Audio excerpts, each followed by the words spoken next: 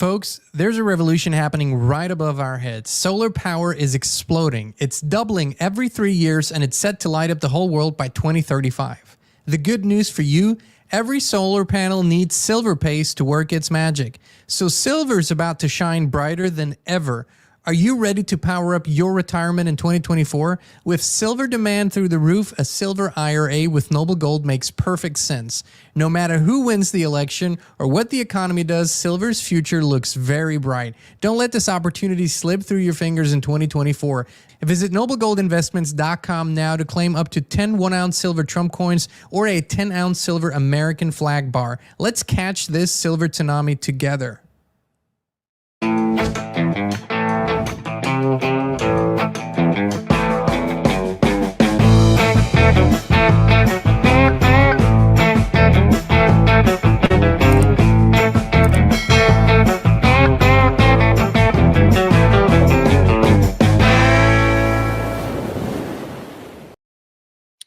Hey, Inspired Tribe, my fellow freedom lovers. It is Thursday, July 18th, 2024.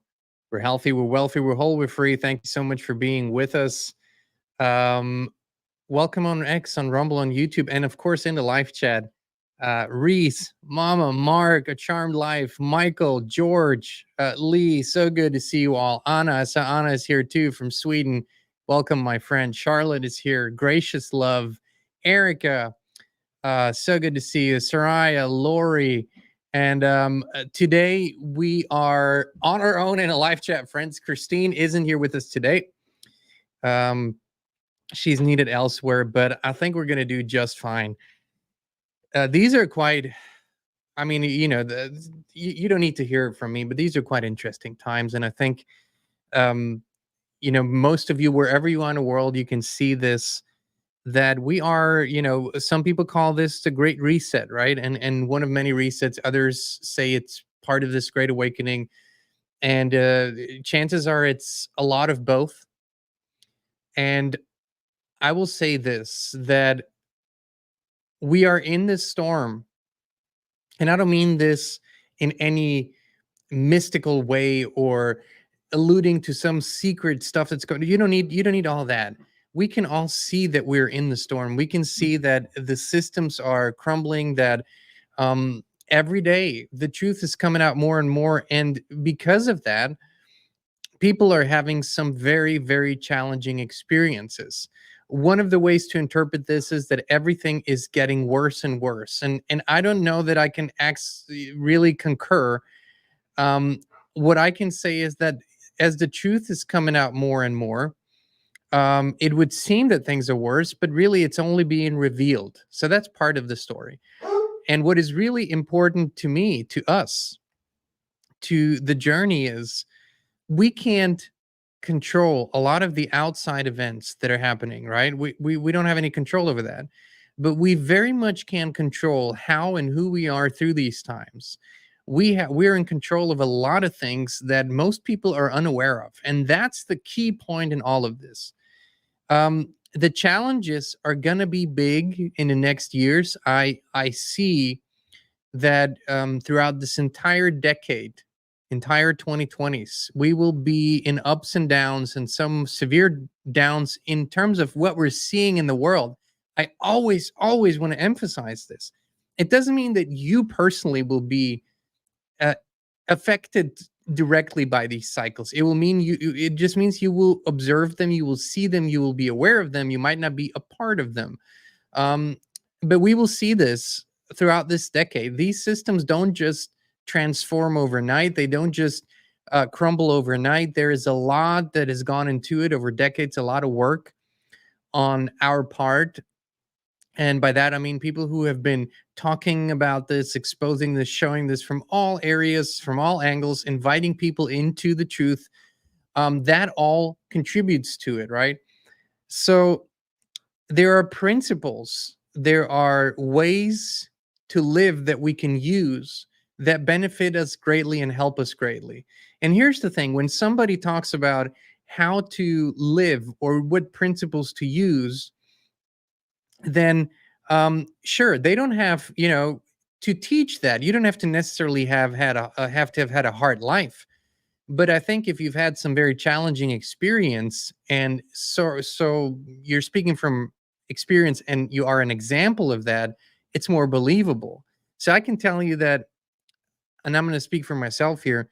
I've had some very, very challenging experiences. I've had a very good life, don't get me wrong, but I've had some very challenging experiences that multiple times took me to the edge of life, took me to the very precipice in my own life, if you will. And one part of this was that I was severely sick, almost died at an early age as 18, just about to graduate from high school, and almost died.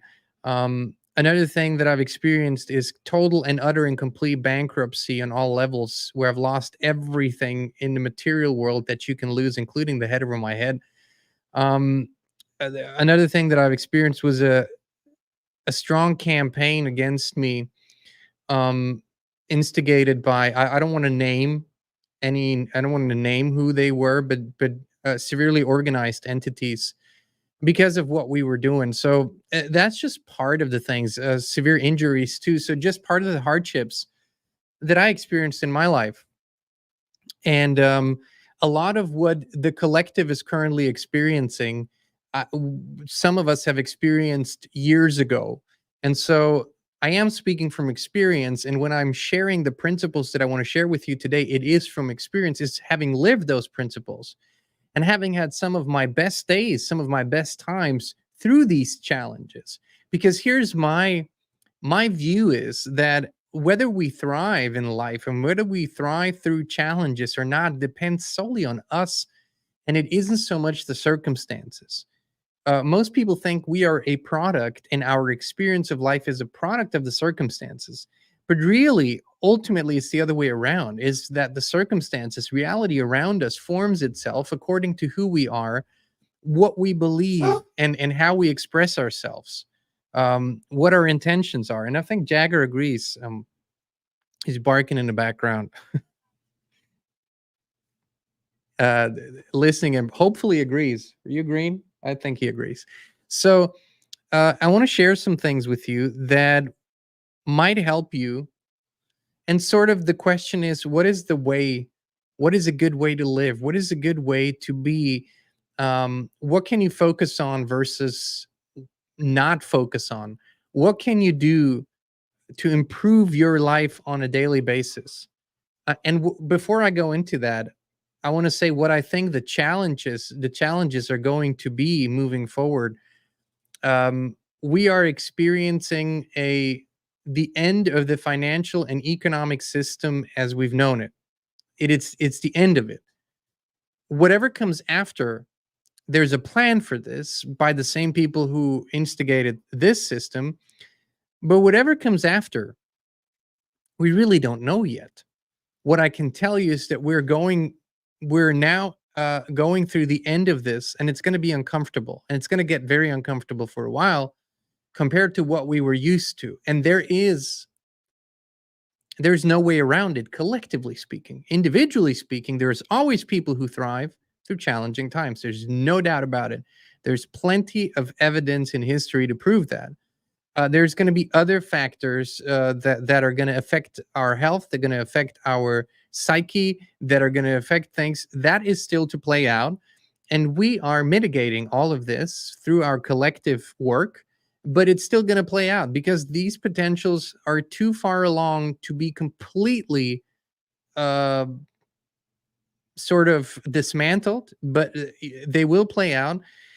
But here is once again the key issue. What matters most is that we take charge and that we take responsibility for the things that we have control over. So here are some principles to live by that are tried and proven, and that I think that if you walk with them, and if you internalize them, will magnificently change your life in so many positive ways. So let's look at this together here. Um, all righty. So the first principle, and it's kind of one that we have to ponder on a little bit, is live in accordance with nature. Recognize the interconnectedness of all things and strive to live in harmony with the natural order. So this is a huge, huge, huge subject because I don't know a single person that lives this fully. I know a few people that are very close to it and people who strive for it, right? I think it's one of the most important things, but we must define nature a little deeper than what we currently think of nature. We currently think of nature as what is around us, maybe what the natural world consists of in terms of plants and bodies of waters and the sky and the mountains and the trees and the birds and all of that. And that is not wrong. But the nature of anything, to me, also signifies the truth, the essence of that thing. So there is a truth and an essence to who we are. There's a truth and an essence to what our true nature is. And so to live in accordance with that, to me, means to accept the thing that we are interacting with or observing for what it truly is, for versus what we were taught it is. It's a very different thing. See, what we were taught about the nature of things is what fits the narrative, what fits the programming. But when you live long enough with or around something and you don't want it to be a certain thing, you just observe it for what it is, you learn very different things. You can plant a garden. Thank you, Charlotte. Thank you so much. You can plant a garden in the same way for 20 years, right? You just do what you were taught. You plant the seeds, you water it, you do it exactly the same way. And nothing much will change. Some years will be better, some years will be worse. Sometimes you won't get much in, sometimes it will be wonderful. But you are not interacting with the space and you're not observing it for what it is, because if you do, it speaks to you. Everything wants to present its essence, what it is truly there for and made of. That is the nature of things. So to live in accordance with nature means to accept the isness of whatever we're looking at.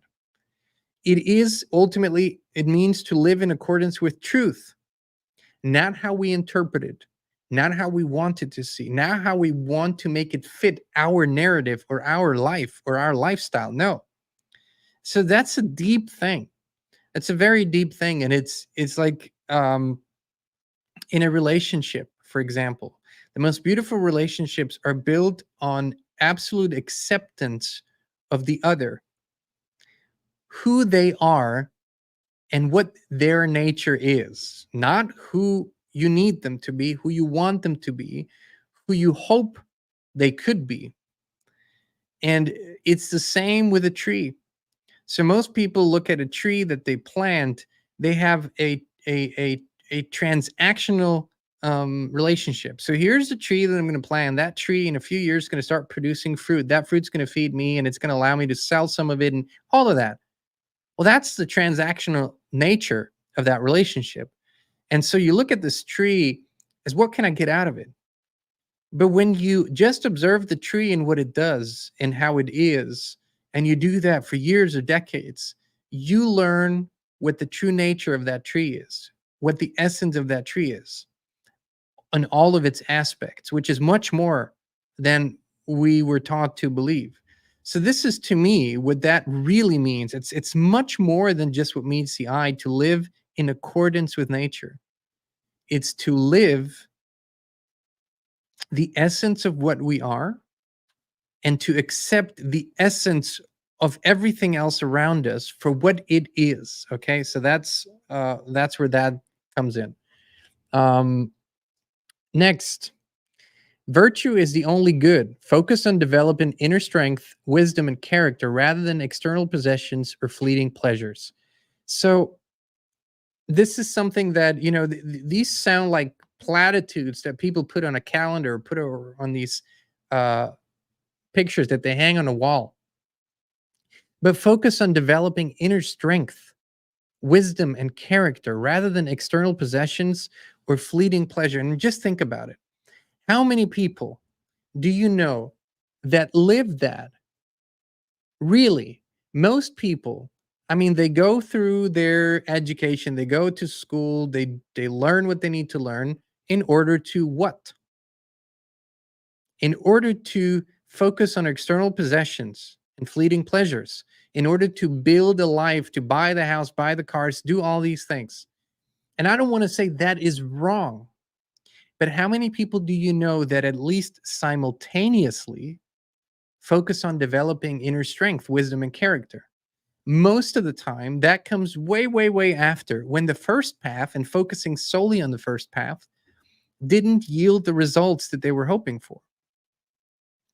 So the same with the education in how we raise our children, collectively speaking, is focusing just on the latter, is focusing on the material realm solely, rather than focusing on the core elements, on developing what wants to be developed.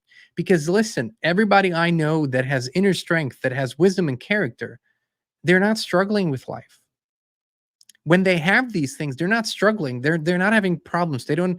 They're not hopeless. They have everything they need and then some, but they are everything they need and then some. Right. So virtue is the only good. It's the only thing that we have. Everything else truly is fleeting. But virtue and the striving for that, when your life focuses around that, and when you're not willing to compromise it for anything fleeting. It means when the time comes to make a decision, am I going to do the right thing or I'm going to do the convenient thing? When you choose the right thing over and over and over again, that becomes your life. That becomes who you are. Now, the right thing tends to bring the right things. That's been my life experience. Indifference to external events. Cultivate a sense of detachment from things outside of your control and instead focus on your own reactions and responses. And this is highly, highly significant in this day and age. We are walking a very fine line. Our world is so interconnected. Um, Technology makes it even more interconnected in a way that a lot of the things that I can do here today from my laptop, for example, can affect things in the world. What I mean by that is I can manipulate crypto markets, or I can share a piece of information that spreads like wildfire. So in a very short period of time, uh, external events can be manipulated from any place on Earth today. That's a quite unique. We've been in such positions before, but not lately. So it's not that we can just put the blinders on and not pay attention to what is happening. That's not at all. The question is, how do we react to what we're observing? Is it knee jerk? Is it emotional? Is it based on our previous hurts and pains and traumas?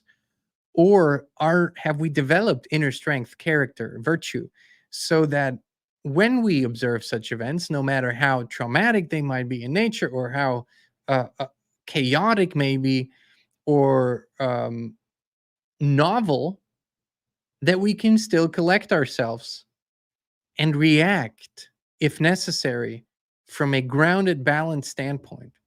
There are no good decisions that come from any other place. No decision that comes from knee jerk, from an emotional reaction, is a good one. It never was. A decision has to be made from a balanced place. A reaction has to come from a balanced and grounded place. And that can only happen when we become aware of this. When we become aware of how we're triggered, of how we're manipulated, of how we are enticed, of how we are seduced, and take that control back, right? Take that responsibility back. That's really, really highly important. It means you become the owner of your emotions, of your reactions, of your words, of your thoughts. It's a very empowering thing. It doesn't happen overnight, but awareness is the key. Learning to observe yourself, right? So indifference to external events simply means that you don't base your life on what's going on out there.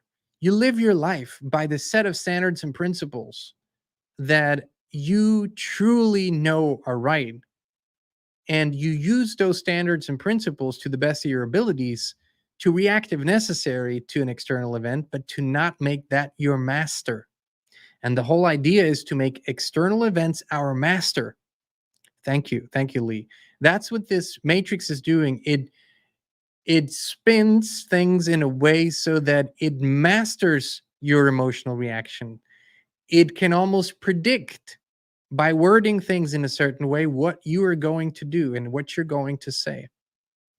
Let's not give it that satisfaction. Let's take that control back.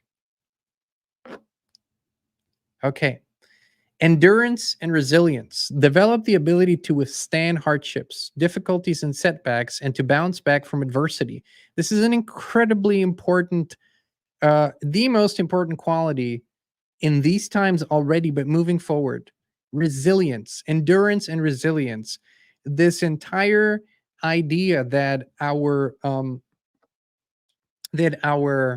collective transformation will be completed at some point in the near future. No, no, no, no, no, no. We are developing. We are unwinding from being wound up. We are expanding. Consciousness is rising. Changes will continue to happen. This is not a sprint. This is a marathon. It will not even end with this decade. It will go on and on and on and on. But the trend will at some point begin to shift, right? The pendulum will swing over to it's getting better. It's getting better. That's where we're headed for. And for that, we need endurance. And, I have this discussion with Christine often because she sees me work on things for years, years and years and years before any results can be seen.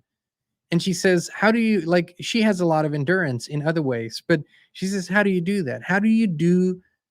You never see a result. You never have that satisfaction of something positive has happened. You just keep going, going, going, going, going, going. Eventually it does happen. And I, I have this from having been a professional athlete and having grown up with a very athletic life. My life was disciplined, and I had to work for things for a very long time. Like I was a professional skier. So alpine skiing, it's a short winter, it's a short season. So most of the year you work out hard, you have no competition, you have nothing to sort of get something back from. So that in and of itself, that's the endurance part. And I would encourage everyone to do something that requires of you to focus for longer periods of time without having an immediate and instant gratification, whether that is exercise in a certain way, or whether that is something that a hobby or an area of research that requires that kind of focus of you, that requires endurance. It's a very important quality. Resilience, likewise. Resilience, our ability to constantly adjust a little bit so that we can stay in an empowered and balanced place. It's an incredibly important thing, right? People that have neither, they're like wind, they're like leaves in the wind, and their lives are incredibly challenging because every little thing that happens, every little thing that doesn't happen as fast as they think it should, it throws them off. They get agitated, depressed, sad, angry, and then they try to compensate, oftentimes with very destructive means, by substance and all kinds of other stuff that they try to compensate with: food addictions, alcohol addictions, whatever. Endurance and resilience are literally the cornerstone of our present and our future. If we have those qualities, and those qualities are not something that you're just magically born with, you develop them, you strengthen them, and you learn to, in a time of extreme adversity, when something challenging happens to you, or someone you know, or you're a part of it in some way, you learn to step back, to detach emotionally, to not get fully invested emotionally in it. And you learn to do that and sort of become the outside observer. uh, you know, get in charge of your faculties again. Use that creative part of your brain, use that analytical part of your brain. It's incredibly important. Resilience and endurance. Next, self-control and discipline. Practice self-control. Practice self-regulation, moderation, and restraint in thought, word, and deed. Also, like these are all incredibly important principles. Our world is one of overindulgence. It is one of uh, extreme exaggeration. Everything is hyped out to the max. People that you know, eat in mass quantities because that is their way of rewarding themselves or coping or whatever. So self-control and discipline is also taking the state of the observer, not just the experiencer. The experiencer just wants to constantly have some sort of gratification, some sort of input, whether that's physical, food, or drink or whatever, or whether that's impressions for the mind, something exciting. It wants constant stimulation. Um, you have to step out, become the observer of your life, and tune in and see. Listen, if you eat, you don't eat. Let's just take meals for example. As an adult, you don't, in under most circumstances today, you absolutely don't need to eat 3 meals and then some every day. You don't need to eat until you get full. There's no physical requirement for that whatsoever. You can cut back your meals in half at least, and you can probably cut back the food you eat in half for most people, and you are perfectly fine. You'll be better off. You'll be healthier, right?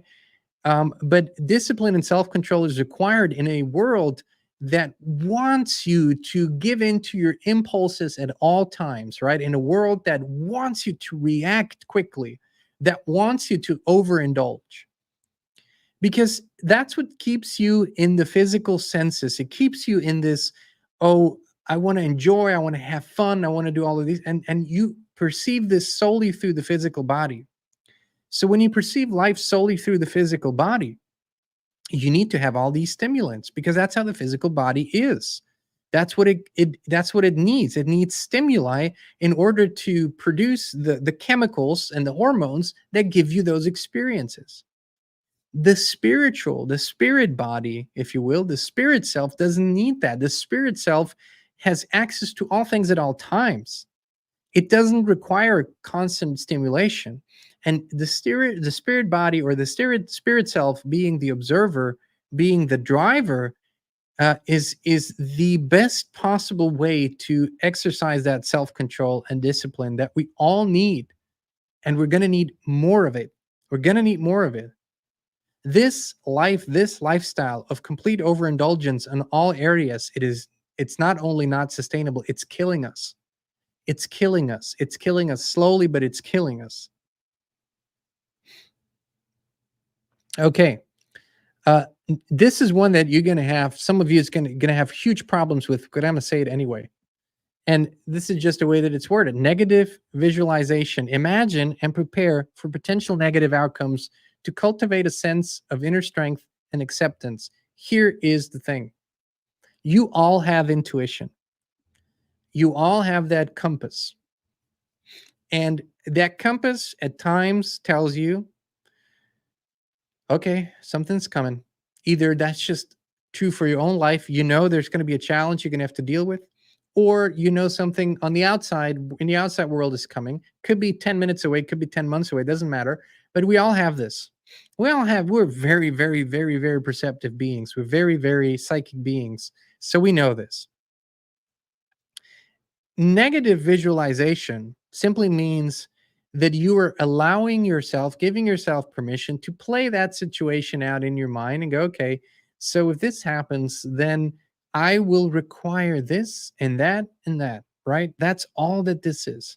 So, for example, we all know, there is no doubt about it, you won't find a mathematician, you won't find a economist, doesn't matter, conventional or truthful. The conventional ones, they just work within the system. The truthful ones, they look at the big picture. You'll find no one that won't tell you that we are in for a great economic and financial shift. That is a mathematical certainty. Okay? So, if we pretend that this is not going to happen, and if we base our decisions on the assumption that this entire system will remain the way that it is today, then we are fooling ourselves. So a negative visualization, it's not really negative, but you are anticipating a change that is as natural and as clear as it could be. And through that anticipation, you play out a scenario that allows you to make better choices. So then you go, it is becoming clear that in the next months or years, but at some point in the foreseeable future, we're going to have some huge shifts in those systems. So now, what can I do today to prepare myself to have that strength to know I can weather that storm, but also to make choices that are optimal for me and my situation moving forward? Is nothing rocket sciencey about it, because that ultimately leads you to the positive visualization where you go, okay, so I understand circumstances are about to change. So what do I do? What do I want? What do I want to live just for this day? Do I have children? Then I need to live for tomorrow. Do I want to do something that I know only works when everything is really rosy and the economy is doing extremely well and people have a lot of excess money, like luxury services or non-essential things? Or do I want to focus on something that I know people will need no matter what? Listen, these are just ideas that I'm putting out there, but this ability to give yourself permission not to threat, not to play out constant horror scenarios and worst case scenarios, but to go through the important areas of your life that matter, that you need, and anticipate the changes that are coming and make choices accordingly. Visualize, create, envision accordingly. Now, that is the mature and the adult thing to do. A child, or at least a spoiled child, this is what spoiled children do. They cover their ears, they close their eyes, and they scream and they pretend it's not happening. Doesn't help anyone, and it never works. Okay. Next, the power of choice. Recognize that you have the power to choose your thoughts, emotions, and actions, and take responsibility for your decisions. Do you know that most people don't think that this is true? That they're free, excuse me, and that they have the power to choose their thoughts, their emotions, and their actions, and that they ultimately, whether they want it or not, have to take responsibility for that. That's what people struggle with the most. John, you don't understand my circumstances. In my particular situation, this isn't true. I don't have the power to choose my thoughts. I don't have the power to choose my emotions. I don't have the power to affect any of it. I've heard this over and over again. And at one point in my life, I believed that too. There were situations and challenges and hardships where I thought, this isn't up to me. There's nothing I can do about this. And I was wrong. It put me in a waiting position. It put me in a passive position. It put me in a position that prolonged my suffering until I realized, and that penny had to drop. That penny had to drop. And it was the most liberating thing, because when that penny dropped, I realized it is me. It's always been me. It always will be me, which means I didn't have to wait, which means I didn't have to hope. I didn't have to plead. I didn't have to do any of that. I just had to make new choices. And I just had to realize that I had the power to make new choices, no matter what my circumstances were. This is when a human being becomes self-actualized. That's the start of it.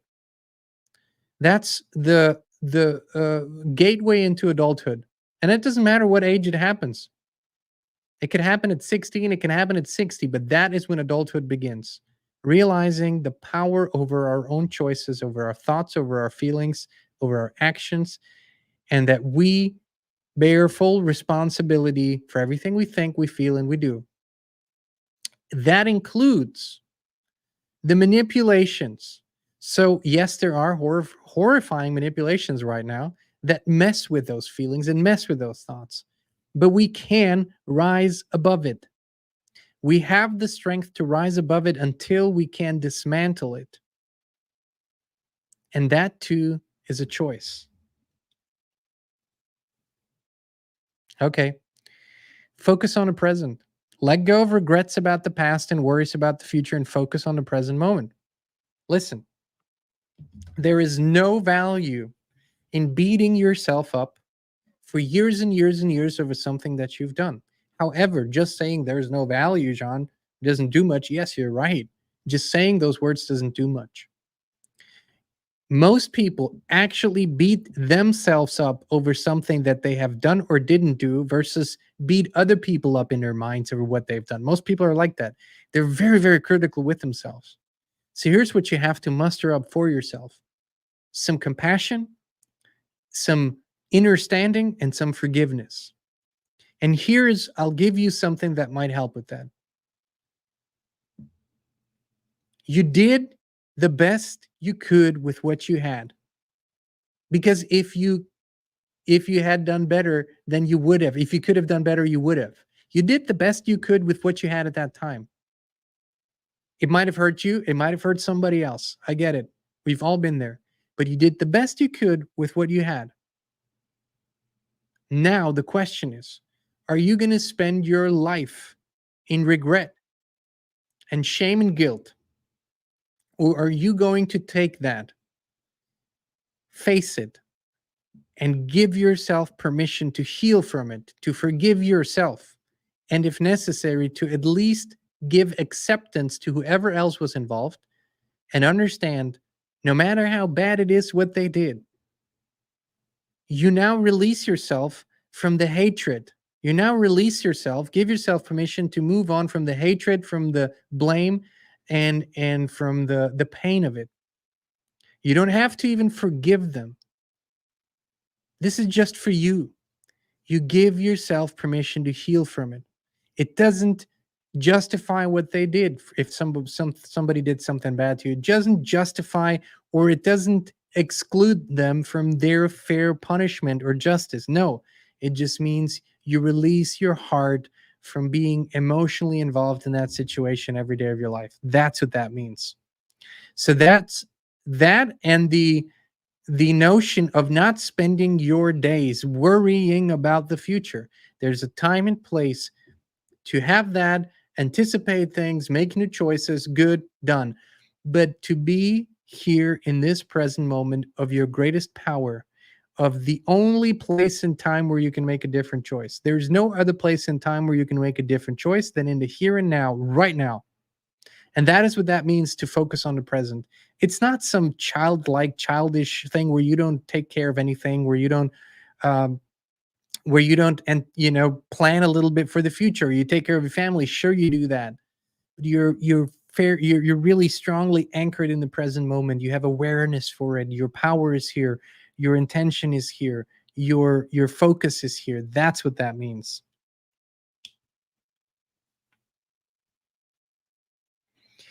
The cosmic perspective, and put a different word in if you need to. Consider the fleeting nature of human existence and the vastness of the universe to cultivate a sense of humility and perspective, which is another way of saying we don't begin here. Spirit doesn't begin here. Spirit doesn't end here. We tend to lose ourselves in the narratives, in the storylines of our time, of our day, of our age. These things matter, but they don't matter as much as we think they do. They're ultimately not of a lasting nature. And in our human experiences, in these bodies, in these identities where we have names and social security numbers and all that crap, we tend to box ourselves in, and we tend to put so much significance on this one chance, one life, one everything. Okay. We are ultimately eternal beings. And every now and then we need to take the 40,000-foot view. We need to float out there and we need to look at all of this, the grand stage, the grand theater, and realize with real eyes, realize what is going on here. And that ultimately there's a much, much bigger context of it all. Yes, we're here. Yes, we're going to apply ourselves. Yes, we're going to do the best we can. Yes, we're going to chop wood and carry water. Sure. But to be so in it that you forget about the vast nature of everything, it's what causes a lot of the suffering and a lot of the pain. So we need to have that anchor. We need to have that ability to go out and observe from the outside and see it for what it is.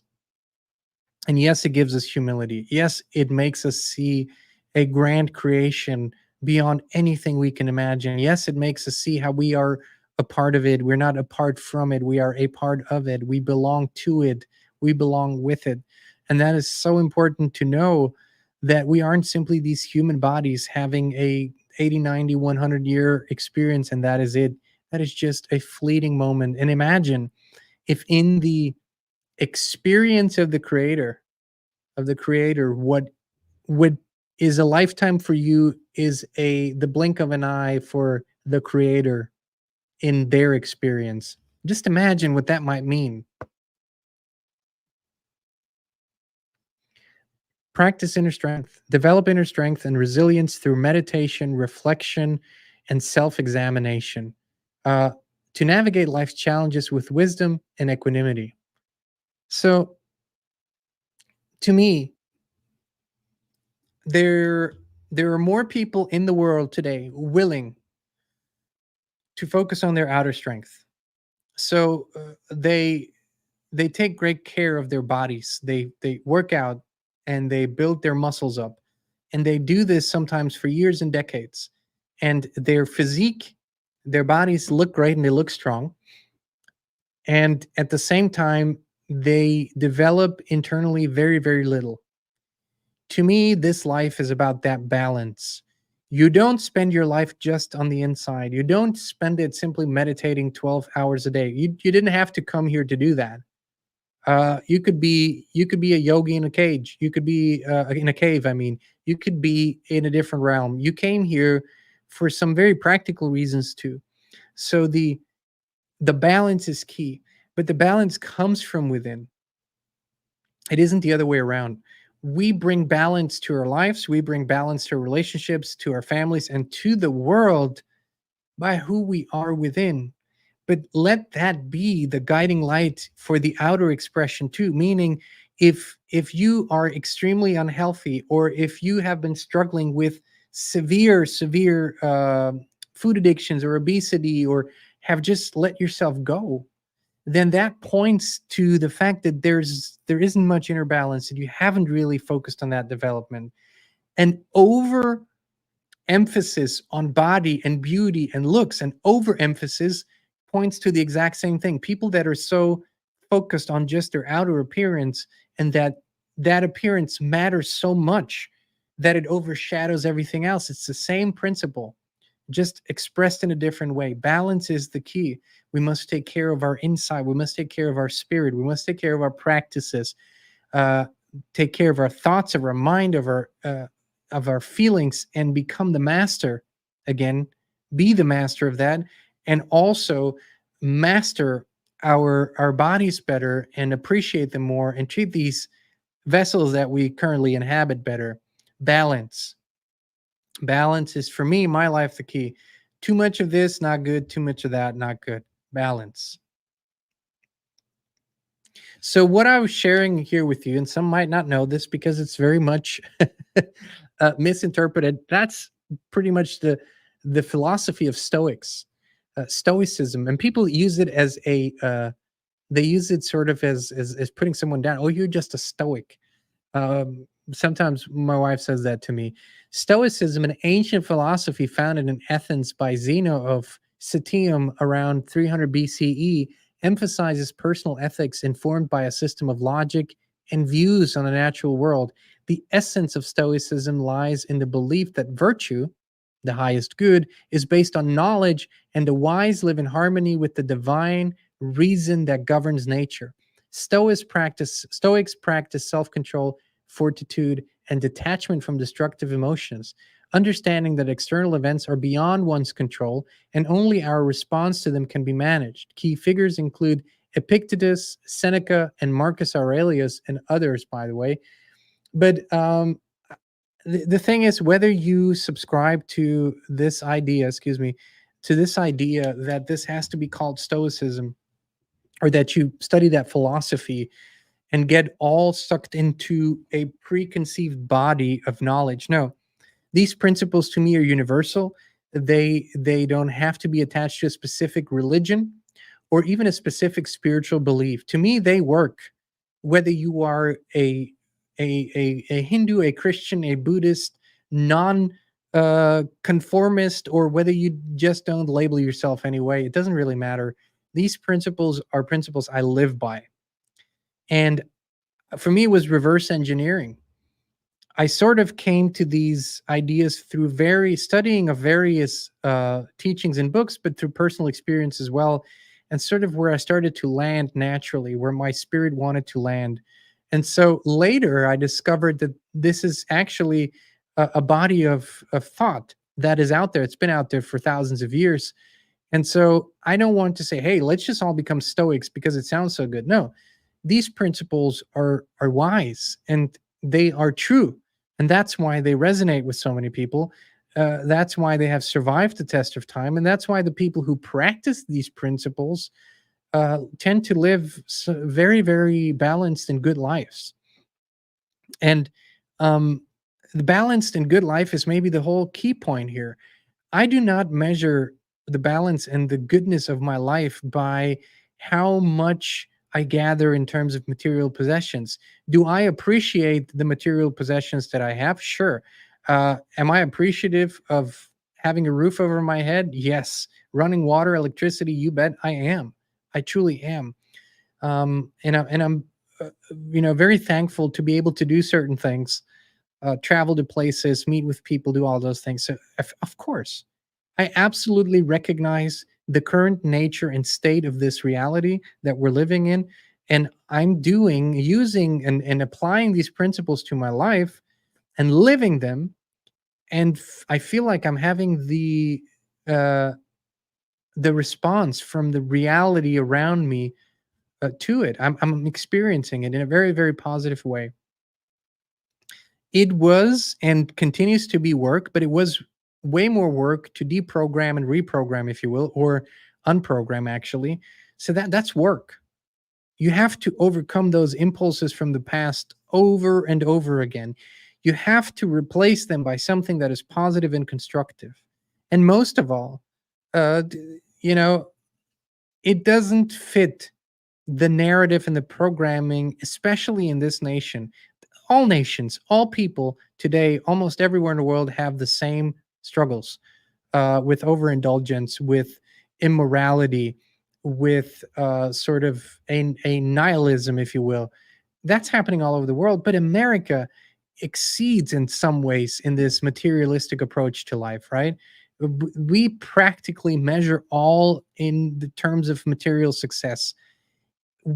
If somebody is slightly or even severely unhappy, as long as they're materially well off, we still consider them successful.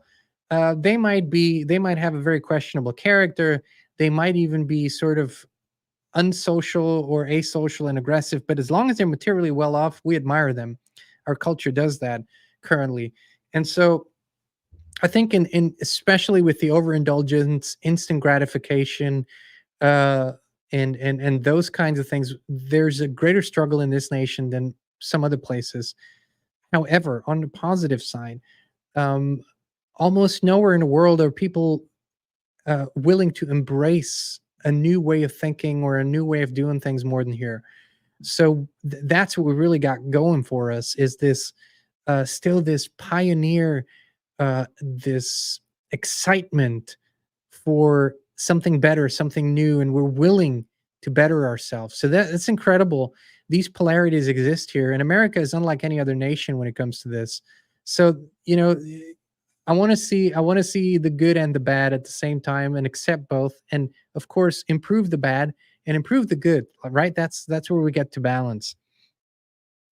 But I would just encourage you to maybe save this live stream, share it with someone who might benefit from it, and just come back to this. Right, come back to those principles. I didn't come up with them; I lived them, and it's my honor to share them with you, and to see if you can find some value in them.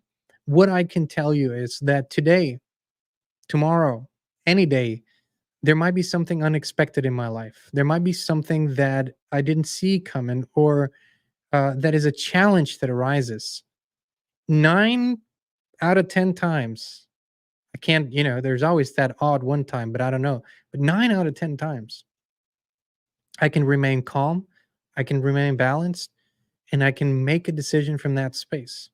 I'm human. Sometimes I lose my shit. Sometimes something makes me angry. It's very seldom these days. Used to be much more often in my younger days, but I'm human. I get that. Like, I have feelings and emotions, and this does not mean you shouldn't have them. It just means that you practice awareness of them. You see them for what they are. Your emotional reaction to something doesn't mean it's the truth. It just means that's how you feel in that moment. It can be based on your experience. It can be based on your past hurt, and you can learn to observe that, accept that, and transmute it. It's to become the master of your life. It's to become the one that's taking charge, that's taking responsibility, that's using your free will to live the life that you want to live. That's what this is about. All right, my friends. Thank you for tuning in. Thank you for being here with us. Thank you for your wonderful comments over on Locals, by the way. Last few days have been on fire there. So many great posts too, but so many great thoughts. Like, I'm so enjoying reading from you all. It's because we don't have any trolls over there and no bots. So YouTube is just, I mean, just the amount of bot traffic here and troll traffic is incredible. It's sometimes disheartening until you realize, okay, there's an agenda here. There's none of that on Locals. We don't have that. We just have a real great authentic community of people who are open and willing to share their thoughts, their feelings, their dreams, and it's very inspiring. So thank you for joining us there. We made it as accessible as possible. So, it's 19 cents a day to keep the trolls away on Locals. If you want to join us, links in the description. Also, yesterday I shared, it's called Behind Enemy Lines, our time on a major political campaign. And I shared the story of, many years ago, we were part of a major political campaign, how that happened, what it entailed, what we learned, the unbelievable mechanisms of such endeavors, the deception, the difficulties, the challenges. It was a very, very insightful experience, and it gave us an inside look on something we had studied before from the outside, but being in it, just gives you a whole new perspective on things. And that's going to be also at inspired.locals.com. So we'd love to see you there, my friends. And for now, we love you. We appreciate you. And we'll be back with you again. Oops. Very, very soon. Are you looking for like-minded and like-hearted people to connect with? Then the Inspired community on Locals is the right place for you. You can post, comment, share, and connect with others, and our shows there are completely uncensored and unfiltered. It's stuff we can't talk about here. It's such a great community, and there are 0 trolls. We keep the subscription fee super low, so 19 cents per day keep the trolls away. Join us today at inspired.locals.com. We can't wait to see you there.